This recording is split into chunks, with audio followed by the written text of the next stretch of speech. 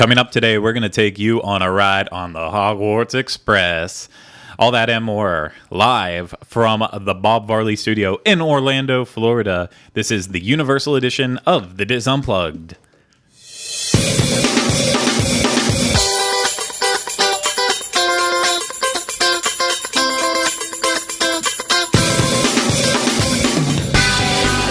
This is episode 98 of the Diz Unplugged Universal Edition.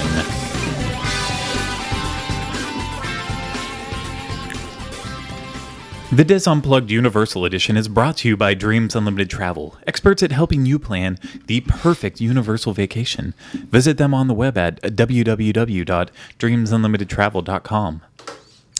Hey everyone, welcome to this week's episode of the Diz Unplugged Universal Edition. Third time I've said that now in about 30 second span. I am your host, Craig Williams, and sitting beside me is no one other than Rhino Clavin. Hi.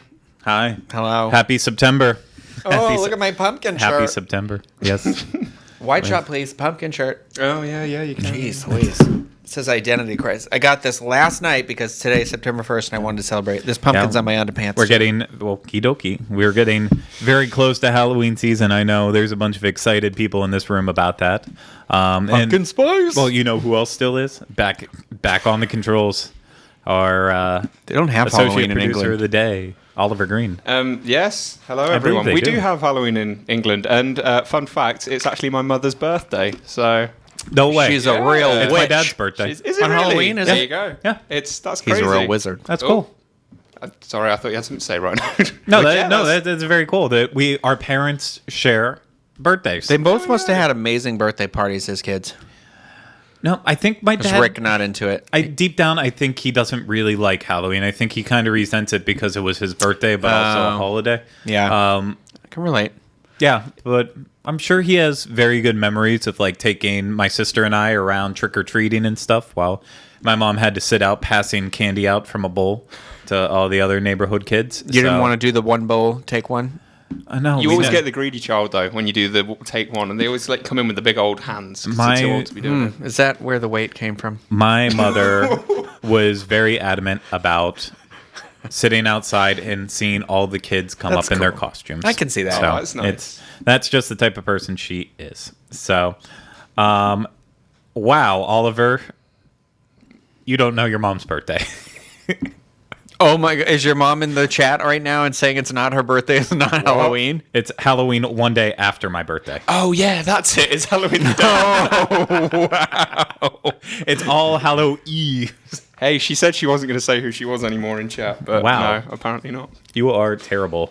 Okay, that's being a good son at its best. Wait. So No, technically, America's 5 hours behind. No. So it's her birthday on Halloween in America for 5 hours. Saved. You are done. It's You're- all right.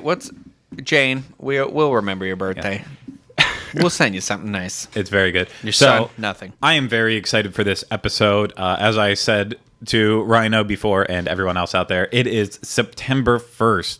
And for the average person out there, that just means, okay, it's September's here. We can finally put in up our autumn decorations, our fall decorations, as well as start to celebrate the Halloween season, get in that pumpkin spice mood if you haven't already.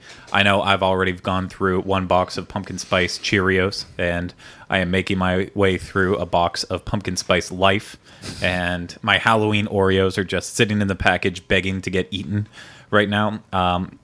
But besides all of that, Wait, what did you just say? Halloween Oreos. Did you already get some? Yeah, of course. Did you, like this year? You're not holding over from no, last there's year, right? this year's. Oh God, I can't Target. wait. The pumpkin spice Oreos are the best Oreos didn't get those ones, they've though. ever made though. But I can't wait for those to come back because they were here until like January. I of this usually year. get about 2 things of those, and then maybe sometimes 3. I'll eat 1 in season, and then I'll put the rest in the freezer, and then just eat them that's over smart. time. Freeze 'em. Oreos are like Twinkies; they never go bad as long as they are refrigerated or frozen. I'm an expert in Oreos. Which is a good indication of the health benefits of Oreos. Exactly. That is also why I'm trying to start getting in shape right now. But that's a whole nother topic for another day. This September 1st, why we are excited today is because in the land of Harry Potter lore, this is the day that students are going back to Hogwarts, School of Witchcraft and Wizardry. And how are the best ones getting there? Well, of course, on the Hogwarts Express. That's the way to go. Unless, things go wrong and all of a sudden you have to drive your flying Ford Anglia to Hogwarts. God. Only trash does that. Who does that? But no, I'm just kidding. Harry Potter is the gem.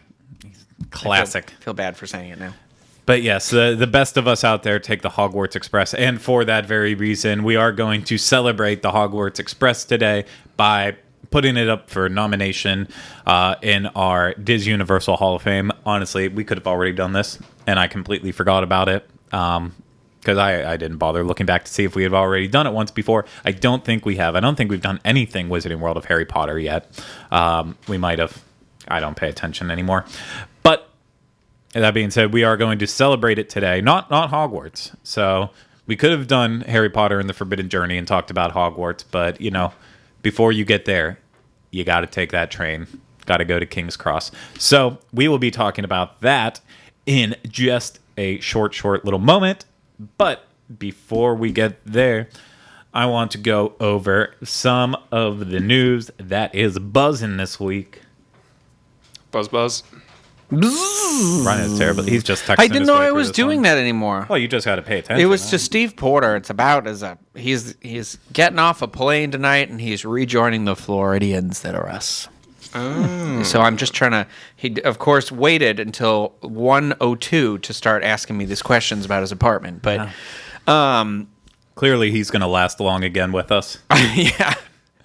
So I'm going to go get his key and I'm going to throw it into the woods and say good luck. What's Steve's new address? Well, I can. Yeah, I'll drop a pin and then I'm going to share it on the Diz boards. And then everyone can stop by and welcome him. Very good. I think we should. So we are buzzing. We're going to talk about what big news happened this week, and I'm using this term very loosely whenever I say big news. This really only affects a small portion, but it is the saga of Universal and their annual pass drama this week, because it has been nothing but issues and baby drama and all that stuff.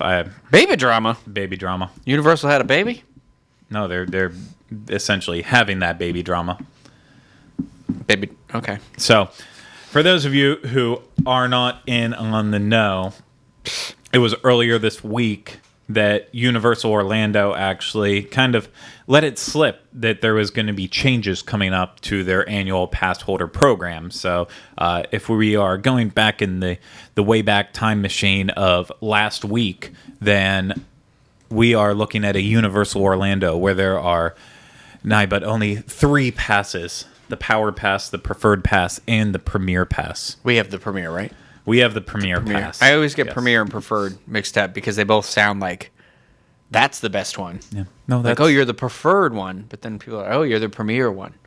I don't know. Premier sounds lower than Preferred to me. Well, that's a great story. So, it's wonderful. So then earlier this week, Universal Orlando on their official blog, they accidentally posted a article that was detailing changes coming up to their annual pass holder program, which I was not fortunate enough to see this blog post as it went up, because then they quickly took it down and responded by saying, well, there will be changes to come, but we're not quite ready to officially announce that yet.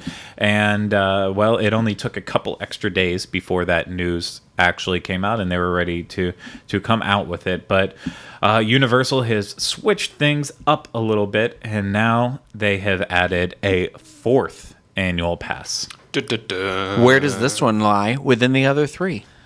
Well, this one is it's tricky. Okay, so before the Power Pass had blockout dates and no parking, and that was kind of it had blockout dates and no parking. Did I just repeat myself twice? I need to stop. I think you said it like inverted, like it was. I don't know what I said. need to listen to myself talk. The Power Pass was the cheapest of the pass, is in the low $200. I believe the pass was $234 for Florida residents and $260 for non-Florida residents, and that included, the summer was blocked out as well as some of the busier times of spring break and Christmas. And so now essentially that pass has become this new pass, which they are considering the seasonal pass. And with that, it jumped up from the price points that I mentioned before. So now the seasonal pass is $284.99 for non-Florida residents and $259.99 for Florida residents. So it raised just a little bit, and essentially it is Power Pass now. Yeah. It has those blockout dates during the busier times of year. And you don't have any details on you don't have any discounts on parking. You pay full price every time you want to go and park there. But now the Power Pass has been jumped up a bit, and it has been beefed up, and it's bigger and badder and better than ever before. Still has blockout dates, but now the only blockout dates it has is over the busiest times of spring break. Which I'm guessing it also lies around when Easter is going to be next year, in April, and as well as Christmas. But summer, no blockout dates then. They can go, if you have the Power Pass, you can go all summer long, which might be an option for some people. But the price for that, instead of the old Power Pass price, it now starts at $344.99 for non-residents, $319.99 for Florida residents, which is very substantial compared to what the Power Pass would have been in yield days. But now you also have, with that, you have 50% off parking anytime you go. So so instead of 20, it's only $10. Yeah. So that's a next step up. And then the preferred passes and the premier passes also saw an increase in pricing. Each pass rose $40 respective of what it was before. So now a preferred pass is $385 for non-Florida residents, $350 for Florida residents, and the premier is $495 for non-Florida, it's $540 for non-residents and $490 for Florida residents. A lot of numbers throwing that out there. The information's all out there if you can't keep up. But essentially all they did for these passes, they increased them $40 each, and all they did was add in early park admission. And the preferred pass has actual blockout dates on which days you can use your early park admission, where the premier doesn't. But that's it in terms of blockout dates added to preferred, right? Yeah, it was just as blockout on benefit, not on an actual. Yes. Okay. 365 years of park days still. 300. That's a lot of years. 365 days of parks. Days of parks. Universal's been around for quite some time. But blockout dates on those early park admissions, where if you have that premier pass now, you can go every day at an hour before the park opens to guests, and you can get in all day, every day. And of course, with that one too, the premier pass, you have other benefits like free parking, free preferred parking and valet, as well as a Halloween Horror Nights ticket, which always comes in use. And what is usually the cheapest Halloween Horror Nights ticket? It's usually like $60, $70. I mean, you can get for Florida residents, for us, we can get them for like $50. They always do like the Coke promotion of. Oh yeah, and that's usually the earlier, the September ones, right? So I always think if you're even debating I might go to Halloween Horror Nights, that plus the benefit now this preferred thing, I feel like that pass is you pay for that. It pays for itself. The extra benefit. I don't know. I understand why people get preferred. I just would never. I don't think I would be a type of person who would ever get that Power Pass anymore. Yeah, I think the Power Pass is out. For me, it's really only the Premier Pass. That's the way to go. Yeah. The option of having that free self-parking, the free, not just regular parking, the preferred parking, and the valet is one of the biggest benefits that ends up paying for itself over and over again. So that's, I am a big fan of that. The preferred pass, if I ever had to drop back down to it, wouldn't be a problem. If I like Halloween Horror Nights, I'm going to do the frequent fear pass anyways. So technically, I don't quite need that extra ticket unless I do want to go on one of those Saturdays that I wasn't going to go before. The big thing about this, though, is they're adding these new benefits in. They created this new structure. They just raised the price for annual passes a couple months ago.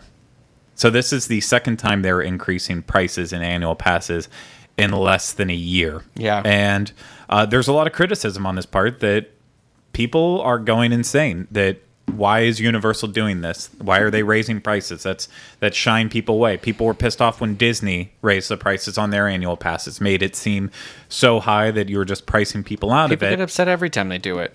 I mean, I do think it's kind of crazy they've done it twice in a year. But, there was also a substantial amount of land purchased within the last 365 days, too, that I'm sure that they're wanting to get some stuff paid for that they're going to build there. And that's all I could think, maybe. Yeah, but a lot of that can also then be offset by if NBC Universal has a good string of successful movies. If they have a Jurassic World followed by a Furious 7, it doesn't matter what profits the theme parks are making. Whenever you have movies that are making over $1 billion at the box office, that's going to start offsetting some of the other costs around the company. Well, I don't know that they had that this year. They did not have that this year. Yeah, I think that's they only problem. kind of have the one kind of hit. So, but I don't know if I'm bothered by this. I said before the show to you guys, I actually enjoy the addition of the early park admission. I think this is going to be something that more or less benefits people who are locals that have the annual passes, or people who do come from out of town that have annual passes. Maybe they prefer staying at Disney and they just want to come over, and now they can still get the benefits of staying on site minus the express pass part of it. But let's say you have the premier pass, you use it for early entry, go as a normal guest during the day, then after 4 you have your express all of a sudden. You're getting good benefits out of it. But it was a weird choice to make it this time, but especially when the report is that like Disney is about to see the lowest attendance. Yeah. They're going to have a massive drop for the fall season, and Universal is basically being like, well, we'll raise the price. Yeah. It's an interesting, like, I don't know. That's kind of not an expected way to offset what's going to probably be a dip in attendance right now for all theme parks. It's just a very strange time in Orlando. Nothing more to really say about that. I don't know. It's the hurricane. It's the Nino. Yes, and I guess I didn't mention that up front. We are recording this the earlier in the day before Hermione, whatever. Hermione. Before the tropical storm that's expected to turn into a hurricane. It's supposed to hit landfall tonight at 2 a.m., I believe. And so Orlando, I don't believe is supposed to be too affected by the hurricane, but things change, weather changes. Just ask Bill Paxton. He knows. We can't see it no more. But I'm sure we will be all safe and fine. And if we have to sacrifice anyone, of course we'll do it for Oliver. He will be sacrificed. I guess Steve, he gets back. We can just do him. Be like we didn't even lose anyone. But there's just one other item that I do want to cover. Annual passes might not be your thing, might not matter to you. Well, this other part actually might have something to do with you planning your vacation here. And that is about now being able to buy your park tickets on Universal's official app. So if you didn't know Universal has an official app to begin with, that's your first problem. They do. It's available on Android and iPhone, and it's actually a really nifty app. In my opinion, it is everything that my Disney experience should want to be. It's colorful, it's creative, it's very quick moving, it's maintained well. It's not laggy, doesn't have nearly any of the same issues, but Disney's also packing a lot more into theirs, so I will give them a little bit of leeway on that one. But yes, now you can buy tickets directly through the Universal official app, and so let's say you buy tickets for you and your family. I'll play mom in this role, unless you want to be mom. I think you it's want to be more daddy. fitting. No, I want to be the daddy. You want to be daddy? I want to be the daddy. Well, I took Daddy's credit card, and Mom paid for the tickets. So now I go in there, I press boop, boop, boop, 4 tickets, because we have 2 kids, 1 boy, 1 girl, as every normal family should be. Mm-hmm. Yeah, I said it. And Janelda. Why'd you take my credit card, Janelda? Inside joke. Not too inside up. Don't eat people's potato chips. So I took it. I bought the 4 tickets. So now, whenever I get that, it will show up on my app as we have 4 QR code tickets on there that I can then take to a turnstile, and they can scan all 4 tickets, and all of our family can come in. Well, that just sounds convenient. It does sound for us convenient. and Janelda, and little Bobby Blue. However, I named that. Let's say, so then there's another aspect of it, though. It is only on that person who got their phone. So I bought the tickets, but you want to run off on your own. You want to go have a beer at NBC and then come back in later on yourself. Janelda and Bobby Blue, is that what we call them? Yeah, Bobby Blue is what we named our child. It's your favorite color. They are, it's not green. They are wandering off on their own. They want to go to islands later. Well, unfortunately, that QR code ticket has to stay on that phone. So Mom would have to be with them for the day. But there is a loophole in that. They do send a PDF copy to your email, which you can then distribute to the rest of them. So you got to do a little bit of that, then they're technology swapping. Yeah. Okay. So let me just put this into perspective, because they did push this as a good option of something to use, something that is available for people that need to purchase tickets. Don't waste your time with this. It might be cool. It might be convenient. It might be in the app. It might be all cool like that. Buy your tickets ahead of time, in advance, on the website. Get a good discount on it. And if you need help with ticket decisions, use a travel agent that will be able to help guide you what ticket needs you want. If only I knew a travel agent site that could help us out. I said it at the beginning of the show. I don't repeat myself. I don't do that. See, he's a stern mama. So, he's one of those Disney mums that isn't taking any rubbish from anyone. So if you feel like you need to purchase tickets on their official app now, feel free to do so. It seems like it's for the person who just, like, maybe you're just driving around that day and you're like, you know what, let's go to Universal. Yeah, it's you know, it's there because they're like, well, we can do it. We might as well just pop it in there and let them. Annual pass holders can't buy their tickets in there and have it on the app. That'd be cool if they could do it. Hasn't happened yet at this time. Then I wouldn't have to worry about the card. I think it is the start. They are going to start rolling this out. This is like the precursor to having your one app control everything, which I think they greatly need, because that's the big problem right now with Universal, is that you have to have your park admission ticket. If you're staying on site, you have to also have your key card for your hotel, which does have charging privileges property wide. But then if you have your Express Pass, you need to have your separate piece of paper for Express.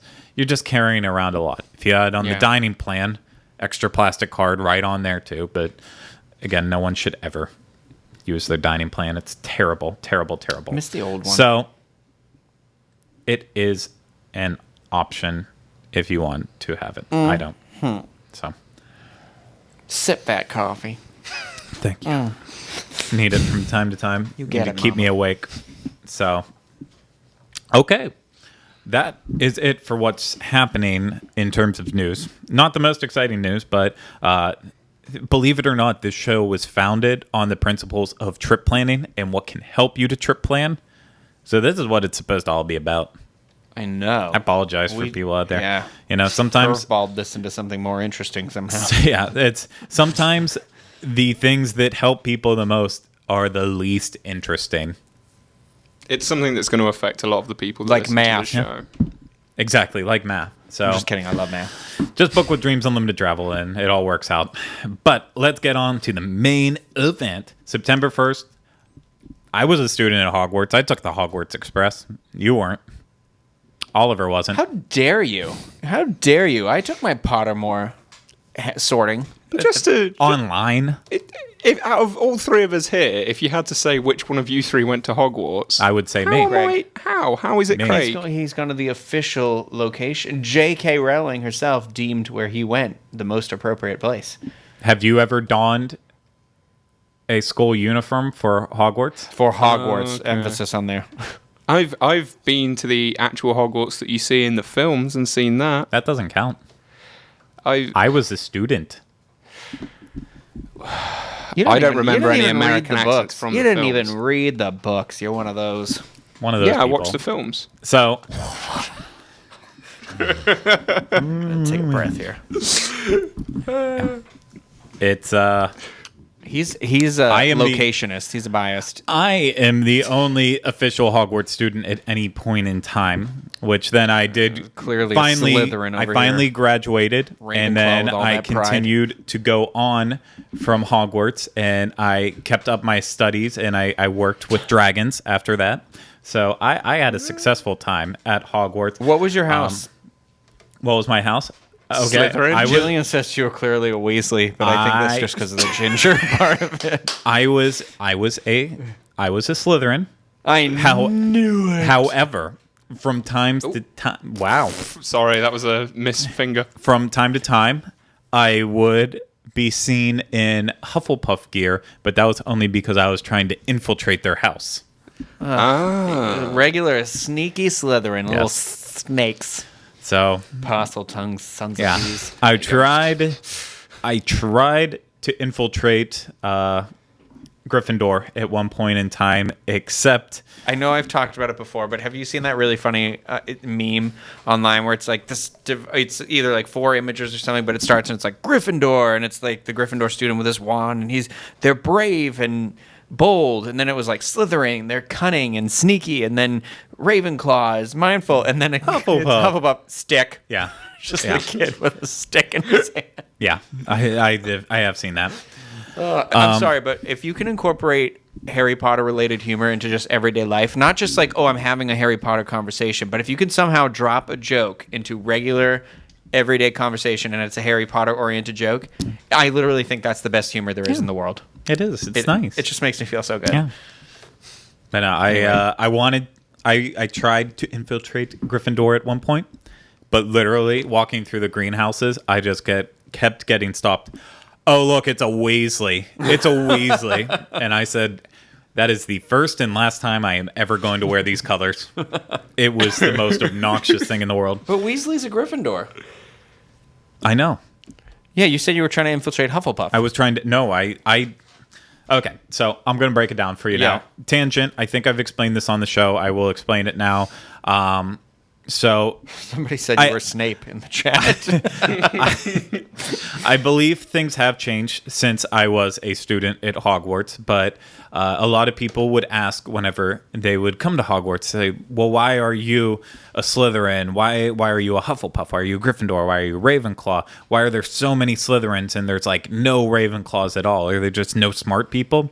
Unfortunately, no smart people out there. to slightly break the magic, the uniforms were size size-based, varying. right? So some sizes, potentially the bigger ones, were only available at the time in Ravenclaw, whereas a lot of Slytherin and Gryffindor were very they were your average sizes, and then Hufflepuff was. If you've seen pictures of me whenever I first started this show, you knew at one point that I was like a twig. I used to be able to fit in small clothing, believe it or not. I wasn't eating anything. Belly shirts and stuff, I assume. I was disgusting. I look back on pictures and like, ugh.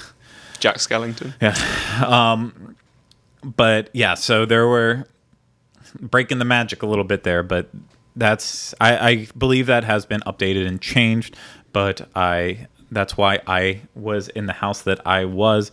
And whenever I went to the house that I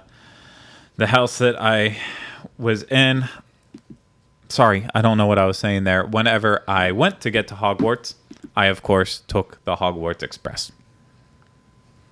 I don't think that's actually what you were saying, but I think that's how you. I don't know, you chose but that's to where I was finish trying to get there. that sentence. I was trying to get there. To circle it all back around, September 1st, that was the first day of school. Despite students living in the castle year-round, those crazy kids, September 1st is the official... Who lives in the castle year-round? Harry. That's all they do. Oh, sorry. Everyone's Yeah. there on it. It's I just see a what you're daily thing. But yeah, so, you take that monumental train ride to Hogwarts on the Hogwarts Express. You leave from King's Cross and you go through platform 9 3/4. And, you make that pilgrimage there. And it's a big, important thing. We would celebrate at Hogwarts with the Great Feast, where everyone would just do a potluck and share some foods and stuff, all that. But You didn't enslave any house elves for that one? did not do that. Wasn't that cruel. But now Universal has kind of made it possible to celebrate this because, of course, with the addition of the Wizarding World of Harry Potter Diagon Alley, we now have London and King's Cross. You and you can take that all the way to Hogsmeade, and then you can get to Hogwarts from there. Mm-hmm. So, with that, we are nominating up the Hogwarts Express for the Disney Universal Hall of Fame. Fame. That's a big echo there on the excitement for it. So, before we get cooking any further, we're going to give you a little bit of the idea. We're not going to show you all of the on-ride footage for it. We're going to give you an idea of the start from King's Cross going into the queue to get to the Hogwarts Express. If you want to watch the full video of it, head to youtube.com/WDWinfo. There you will find our full complete experience on the Hogwarts Express both ways. But for now, if you're watching this, you can see just a short bit of it right now.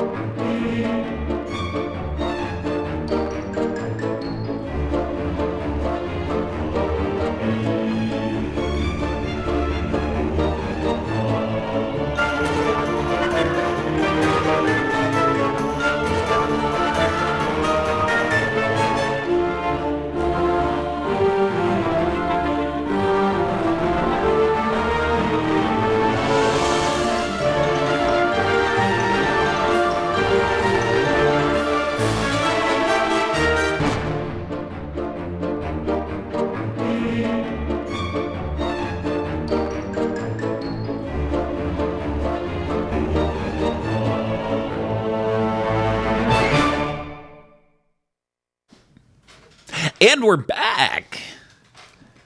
That was a slip of Oliver not paying attention. I don't think we were gone that long, actually. I think I reacted quite quickly there. If you didn't point it out, I don't think anyone would have realised. And we're back. So that was a little bit of a look for those of you who were watching on what some of the queue and such looks like for the Hogwarts Express. And this was a tough one for me in a way because I didn't know whether or not we should do this as an attraction for Hall of Fame because technically it is an attraction. It's a very unique attraction in that it connects two parks together.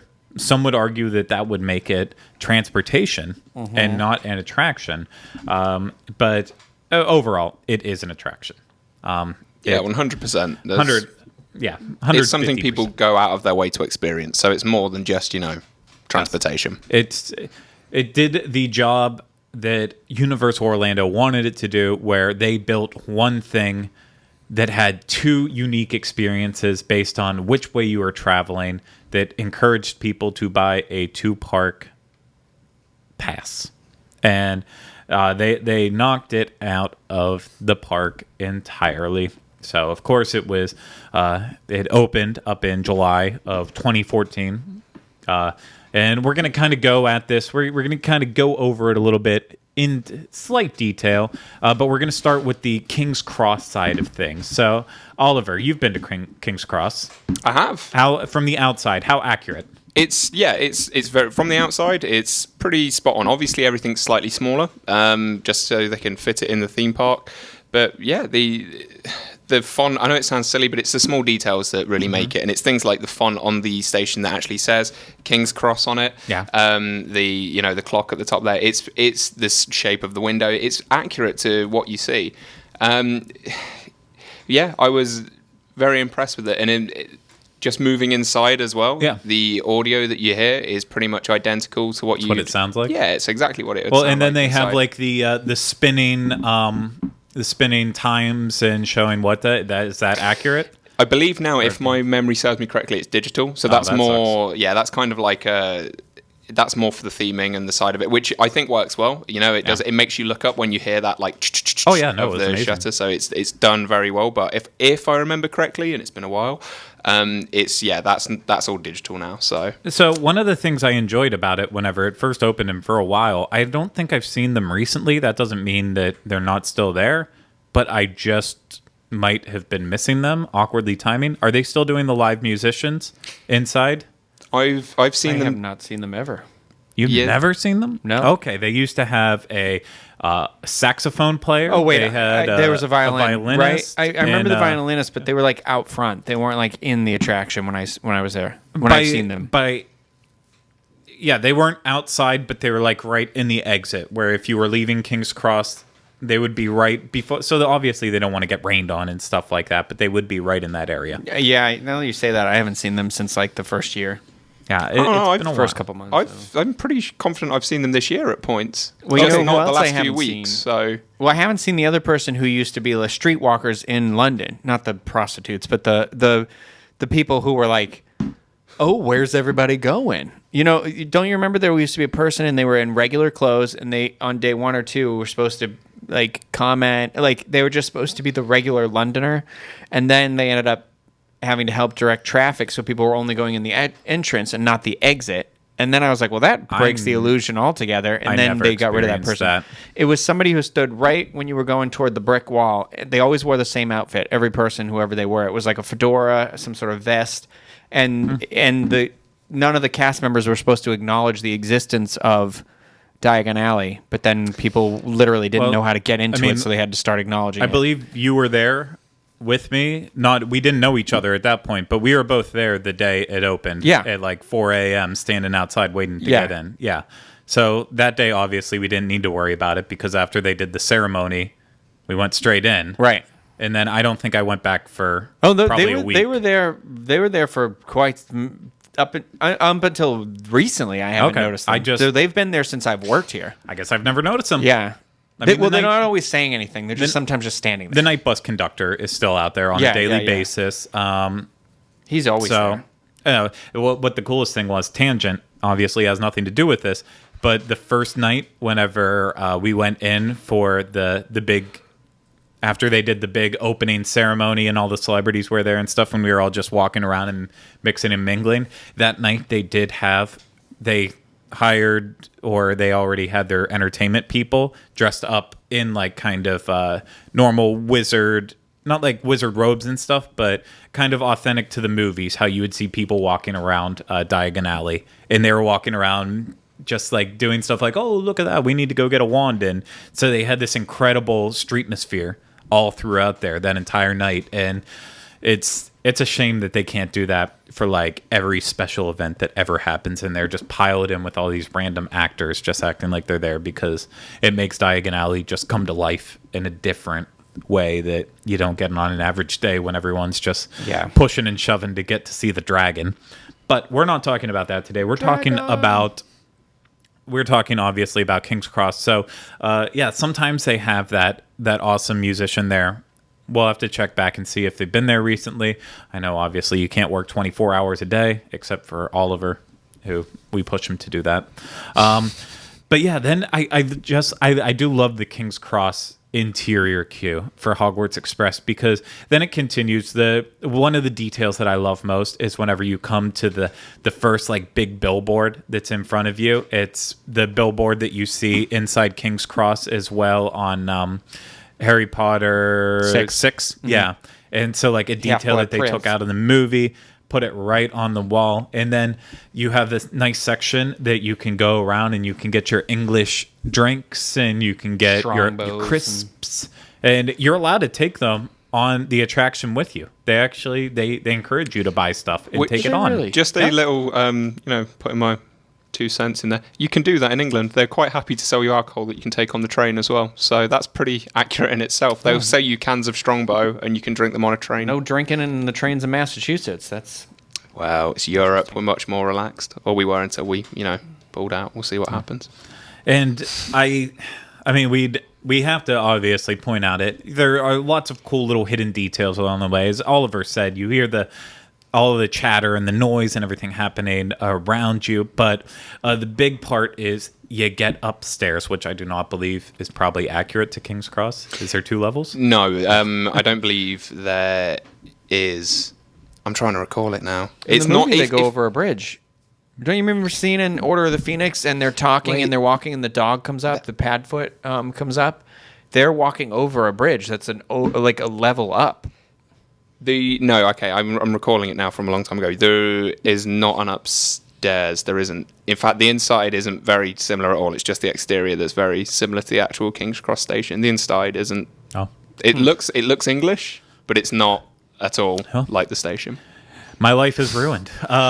Sorry. So you go upstairs, and that's where you get to go through the great platform. Go to platform 9 3/4 using a very awesome effect. Was that in the video? I didn't pay attention. It was, yes. Yeah. You can see it in the video. So, of course, we're not going to ruin how it's done.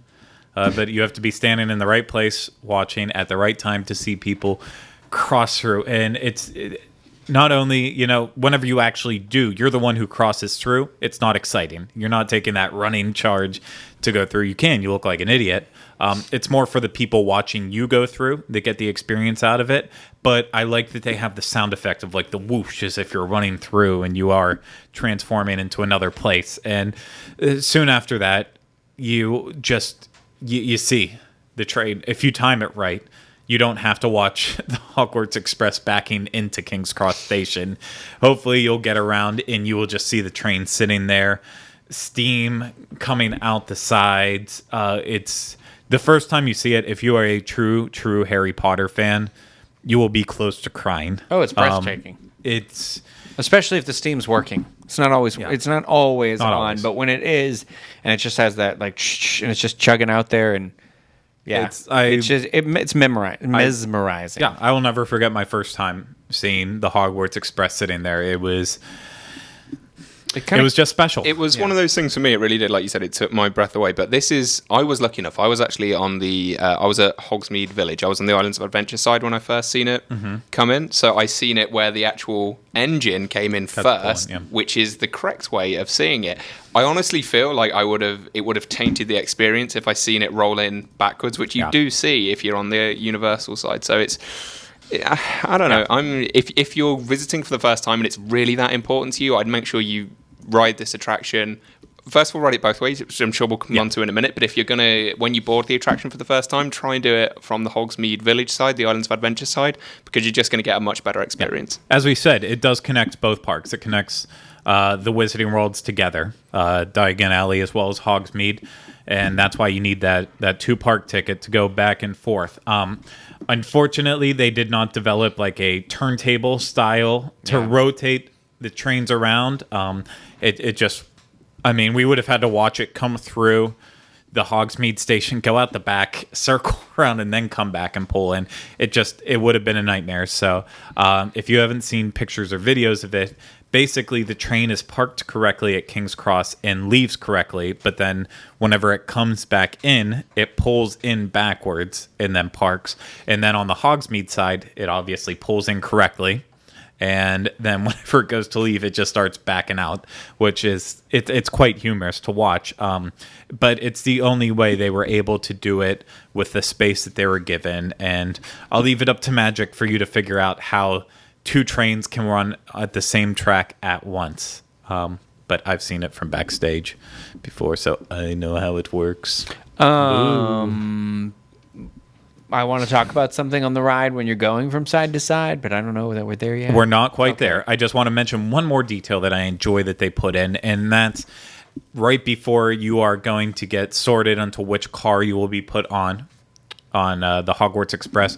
There is a nice little nod to the Harry Potter universe, and of course that is Hedwig, the owl, Harry's owl, sitting in his cage, and right next to it is a piece of luggage that has HP on it. So it's a good detail. Everyone needs to check it out, look for it. It's impossible to miss. Every person with an iPad in the park is going to be taking a picture of it. It was in the video, and for those watching now, it's in the bottom right-hand corner just there. So, exactly. But no, it's a nice little touch that they've done there. So so you're going to get on the train. Each train compartment fits. Oh shoot! I forgot. 6 people. 8 people. Eight people. Yeah. 8 people. It fits 8 people. 4 and 4. It is. I want to say in a way, it's not a 360-degree experience. It's about 180 because you're sitting down. You can look out the window of the Hogwarts Express and see what's happening, and then also they have incorporated some special effects where you can also see what's happening on the interior of the train as well too, and. As we said before, there's 2 complete different experiences both way, which makes it you have to ride them both ways. I think everyone has their favorite way to go, but the full total experience is you have to see it both ways. So, Rhino, are you at the point where you wanted to say anything, or was that? I want to talk about. I like little details in it, like so if you're leaving Hogwarts and going toward Hogsmeade. You got to watch stuff like if you're leaving Hogwarts, King's Cross. I'm sorry, going to Hogsmeade. I was thinking of platform 9 3/4, and I said Hogwarts. Yeah, So there's like little things that if you watch. So there's a scene where the car, the Ford. Oh my God, I forgot what it's called. You said it earlier too. Anglia is flying next to the train, and if you watch, like it goes through the woods, and then it hits the trees, and then it spoilers. Give us parked up against the tree. Like when you get off of the train, when you get off of Hogwarts Express in that area, in Hogsmeade, that is where the car is. Like if you go up into the Dragon Challenge area, the car is hit up against that tree in the exact same way that it is in the video. Yes. So like, and then if you go back the other way and you watch, the night bus will make an appearance, and then where the night bus goes in the video and park, like that's where it is in the park. So there's a couple of little things like that I think are really cool because it really keeps that, for lack of a better word, it keeps that magic of like spatial representation. Like everything is where it is in the video. So it kind of grounds that video. I don't know. I love that attention to detail. It's funny. I've seen that so many times and I've never made that connection. It's only now you've pointed out I've really seen. And that's, I like that. That's nice that they go and, make that extra effort to do that. Yeah, it's cool because everything is directionally based. Like it's all in the right spot where it should be. And so kind of like when you get out of that train, it has that extra like, even if it's a subtle subconscious effect on you, but it's got that effect on you. I don't know. No, I always really like that. Definitely the visuals on the side looking out the window are incredible.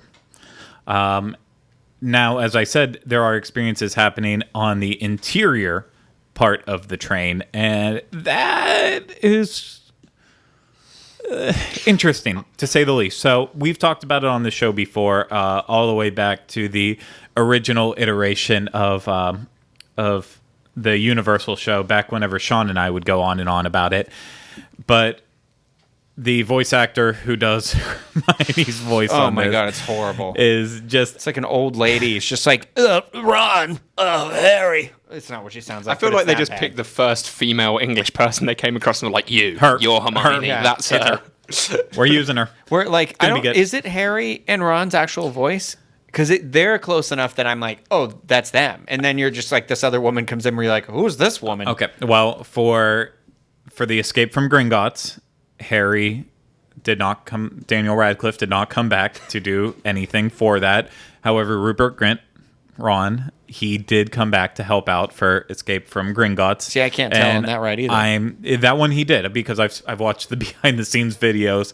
I thought Harry was in that ride. Daniel Radcliffe. Excuse me. He did not come back to participate. Hermione doesn't even look at the camera the whole time. That's why you know it's not her. So I would assume the same goes for this. I figure while he was here, they just recorded some lines and went ahead and took care of that. But yeah, what happens on the inside is not so great whenever they walk by. But one of the coolest aspects of it is having Dementors on the Hogwarts Express, and whenever you see the cooled dead hand of a Dementor, Yeah, that's my favorite just part. go up against the window, it's very, very kind of spooky in a way. I will but- say there's a missed opportunity there, though. yeah. Yeah, I wish the Tell me about it. interior of the cars got cold too.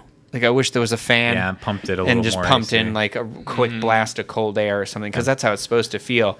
You know, especially for those of us who get a little motion sickness and stuff. Yeah. That like it would be nice that the air was circulating all of a sudden.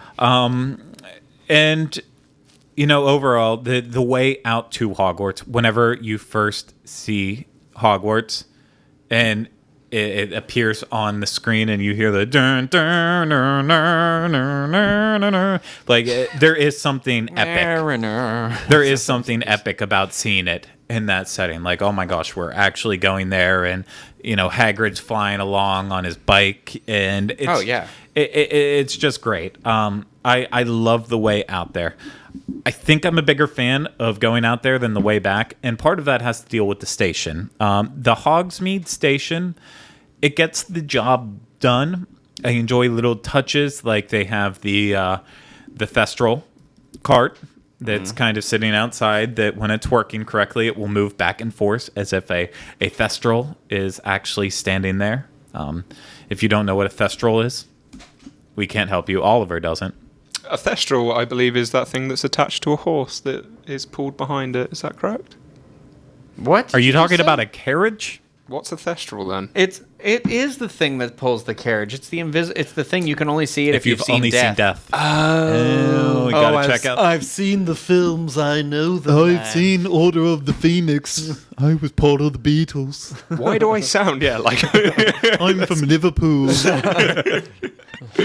Oh, now we're gonna get hated Case- for mocking yeah. Oliver. If anyone didn't know, no, you already were earlier. Someone was like, "Oh Jesus, leave him alone," and it wasn't even like you were being mean to him. Was it my mother? No, it wasn't. Surprisingly enough, your mother's just been nice. Get over it. We are very close friends. We carpool together. I don't carpool. Deal with it. You don't carpool. We could have before, but you never wanted to. What? That is a. It's probably because my car smells of Taco Bell and shame most of the time. Oliver can now burritos. he can now really say that is the total truth. But it just lacks a lot of the detail. But I get it. The Hogsmeade station was literally placed in the middle of the ride track for Dragon Challenge. It does have a great place where you can take a good photo of the Hogwarts Express. I think even better than King's Cross. There's a very nice place to get that monumental photo. Yeah. So it's worth it for that. But I enjoy the way out of. Like, I like whenever you're leaving, Hagrid is waving you goodbye, and then as you mentioned, It is a little weird because he's yeah, like, bye. well, on the way there, is it on the way there where he's the like way there- cart? He's like, yeah, boom, he's boom, boom. doing that. But then he's like 2 seconds later, he's like, I'm here with Fang saying hello, and you're like, wow, Hagrid, that's the fastest you've ever moved. Is that you've somehow made it from your car that collapsed here into the thing. He's But- waving on the way out, and then eventually you meet up with the Weasleys, and they're throwing up their firecrackers and their fireworks, and they're telling you to go see the Weasleys Wizard Wheezes. There as soon as you get to London and that night bus does pull around it really does set the scene. I prefer going to Hogwarts. That's just me. I think it's a better experience. I don't know how you feel, Oliver. I've not really. I'm one of the. I know you said everyone's got a favourite. I don't. I think they're both equally as good as each other. There's aspects I like about both of them. See now, as I was saying that, I probably. I don't know. I probably would side with the trip there actually, and that's just because of like the visuals of London and everything else. That's really nice. I love the bit where you're passing through the countryside and you get that heavy weather. Yeah. It takes me back. It takes me back to the homeland. So I enjoy it immensely. Heavy weather. Yeah, so I might get flacked for saying this. The Hogwarts Express does have its issues, as we talked about. The back and forth, that is an issue. It doesn't look as great coming into King's Cross, and it doesn't look as good leaving Hogsmeade. The other issue is I do not get motion sickness on basically anything. This is This is one example that if I am sitting on the seat that is right beside the window, I get motion sick on this ride. I do too. This literally the only thing that gets me is this ride sitting right next against the window looking at a TV, because to be honest, it's just a TV. How dare you? But if I'm sitting all the way back looking at it, I'm fine. I'm perfectly okay with it. So you have to make some sacrifices here and there. But I'm going to say this. I think Hogwarts Express is the quintessential Harry Potter attraction that you could want or ask for. No, Forbidden Journey. No, Forbidden Journey is my favorite, and I think it's the best. But I think Hogwarts Express, for a Harry Potter fan... I see. I think I get what you're saying. Like, it's the true... Like, you're on the train... You're on an actual thing from the film and the book. Whereas, like, in the other ride... It's like a story crafted. You're on a train. Yeah. You get to see the characters that you love without being hung up in the air from a Kuka arm. It's very accessible for everyone. It's just it serves a purpose. It gets you back and forth. It is, if you only could do one thing, if you had to choose between Hogwarts Express, Forbidden Journey, and Gringotts, and you're just an average person, I don't think you could go wrong telling them, just choose that. Like, if I gave you the advice, I don't know anything about you, I'm going to tell you to go ride Forbidden Journey, you'd be puking your guts out in the back. Yes. You just hit your hand, so I hit you're my in pain. thumb really hard on the table. You look like, I cut to you because you look like you were about to say something. I was the F word. He was ready to go there. He was ready to speak, and then he hit it. Like, I went to... I was thinking, like, how can I keep going on to give you enough time to relax? I think it's better if we actually just discuss it, get it out in the open. I do, yeah, I see what you're saying. Okay, I'll agree with you. I'll agree. I'll agree about I could the, be wrong. I could be wrong. I'm just saying that. No. The reason I say that is because I wholeheartedly believe that whether or not Harry Potter ends up standing the test of time at Universal, clearly it has stood the test of time. But Universal is in the business now of replacing classic attractions and continuing to adapt. Let's say 40, 50 years down the road, Harry Potter ends up on the chopping block for Universal because there's some new epic thing that came out that they need to put that in, and Wizarding World has to go. That could very well happen. I would burn. I would be the very park to the ground. I would be very angry too, but that's Harry that could Potter happen. is our generation's Wizard of Oz. It will never go away. I know I believe that, but I'm saying still there is always a chance. I'm not saying that some of it couldn't go. Have to deal with it now. I can't. No, you heard recently that they're going to buy that their Universal is like secretly buying the rights to, I don't know how secret it is, or not Universal. Warner Brothers is trying to buy the rights to the play to make the movie, even though she was like, no, this is a play. But now they want to make the play into a 3-part movie with Daniel Radcliffe. Secrets. No, you done. That's an old Conan O'Brien sketch that he used to do. Secrets. I was doing the Office thing. It's fantastic. Secrets. Well, no, go look. If anyone out there, if you're a fan of Conan, go look at that. I hope the Hogwarts Express is there for the next 50 years. I'll be bold. I'll say 100 years. Even if we're driving on crazy flying cars and not using our Laserdisc Don't players do this to me anymore. again. Back to the Future did this to me. Don't you do it to me, Craig. I think I would hope that it is there forever. And I think it deserves to, because I would wholeheartedly think that this should be in a Universal Hall of Fame. It is a classic attraction, despite only being there now for a little bit over 2 years. What say you? What say I? What say you? I am going to say it belongs in the Hall of Fame solely because of like what you said at the very beginning about the fact that it is supposedly... it's technically transportation, but it's technically an attraction. I think this is the new wave of like how transportation should be done anywhere. Is that I think it's an opportunity that they took full advantage of to bind their two parks together. Let's slap some TVs on the monorails and get it going. Right. Yeehaw. Giddy up. Oh, Lord. I don't know. That's for me alone. That was enough. That I said this isn't. It's not. It's not. It's not. How did I want to word that? I lost it. It's not transportation, but it's full immersive. I guess It's full immersion. Yeah, It's a good way to put fully it. immersive. Oliver. I think it definitely deserves a spot for two reasons, really. One, going back to what you were saying about how it's. I think with all the other attractions in the two lands, they can be very ambiguous. With this, they've got to stay very true to the story, just because it's you see a lot of it in the film, and they really did do that so well. And the second reason is I think the actual attraction itself it's got a long life because it's all going to be based around how long the films are around for.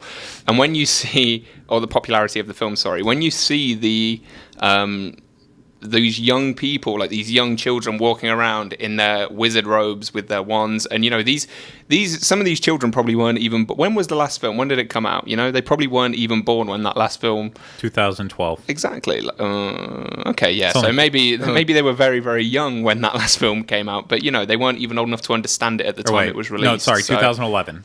2011. Okay, yeah. So yeah, some of these children could have been born after that last film, and they were still walking around in their robes and they're still enjoying it. So I think it's one of those where the films are going to last a long time. They've got a lot of staying power. So the attraction has as well, because of that and the fact that it's done so well. So there's nothing else like it around at all that I can think of. I just bought my nephew the animated. You know how they're releasing illustrated books. I just bought because when The Cursed Child came out, it was only $8 for this $40 beautiful book of the first story, and I was like, well, this can be bedtime stories now. They can read it with him little by little, and as he grows, he'll grow with Harry Potter. I told you right before we started the show, I've been on like a huge book craze right now, and I think the next thing that's on my mind is how can I get all my Harry Potter books from my house in Pennsylvania, not my house, my parents' house. I don't have two houses. It's ridiculous. How can I get my Harry Potter books from Pennsylvania down here, because I think I'm ready to re-experience them and revisit them, along with a lot of other heavy reading. I need to cut down on the TV. I think that's what's making me stupid all of a sudden. But there's no medical science to really talk about that. So I think we're all in agreement. Hogwarts Express is a classic attraction in itself because of, as Jillian coined it, it is the best transportainment you can get out there. That's clever. And that's all I got to say about that. So I'll probably put up a thread on disboards.com in the Dis Unplugged podcast section where you can vote on what you think about Hogwarts Express. And, of course, leave us feedback on what you think about the attraction, the transportation, the transportainment, because I do read it. While I don't respond to everyone, I do read it. And I enjoy criticizing you, not to your face. Your mom's going to mail you your books. We've got to talk about that, because what if they're lost in the mail? What if that owl loses the mail again? Well, I'm very nervous about the mail system. So, like, in general, there is. So I'm already thinking about decorating for Christmas. And Greg, we haven't even pulled out the Halloween decorations. My Halloween yet. decorations are already out, and they're starting to go up. That was yesterday. Now my mind and Billy Blue are out. Now my mind is on Christmas, and my mom promised me that I could have our old Oreo tins. I am this is the episode of Oreos. Sponsored by the old Christmas Oreo tins that they released in the 90s. I could have them to put up in my house, because that was like my favorite thing about my childhood, is putting them up on top of the cupboards and displaying them. And I want them this year to put up, but I'm too afraid that they'll get lost in the mail. And then I'll be like one of those creeps on eBay who's trying to go back and buy back their childhood. Yeah. Like, I didn't have that one scratch there. But tangent aside, I don't even know where I was going. I think you were ending Disboards.com. You'll find the link there and all that crap. I'll put in the show notes along with anything else useful in this episode and links to all the other shows that we have on the Dis Unplugged podcast network, including Rhino's own Dis Pop, the Disney World edition, which you can watch me butcher the hosting the past 2 weeks on that, as well as the Dreams Unlimited Travel show and the Disneyland show. Of course, follow us on social media. We're stepping up our game on Facebook and Twitter. We're going to start actually posting on those, I think, for once. So make sure you're following us on that, as well as everything Diz related. You got to do it. It's the best. But yes, thank you guys. This was a fun conversation. Really enjoyed it. Thank you to everyone out there who watched and listened. I hope it was entertaining, to say the least, if not more than that. We really appreciate it. We appreciate you. And leave us all your feedback and judgments and all that. We will get mad, but we will get over it. So that's going to do it for this episode. We will be back with you again next week. Not live, pre-recorded. We will be busy with some work events going on, so I apologize for that. But we will be back live the next week after that, where you can find us. So that's going to do it for this episode. We will see you later after we go ride the Hogwarts Express. But until then, resolution. Resolution. Oh, Shoot, geez we left him on the Louise. Hogwarts Goodness Express. gracious.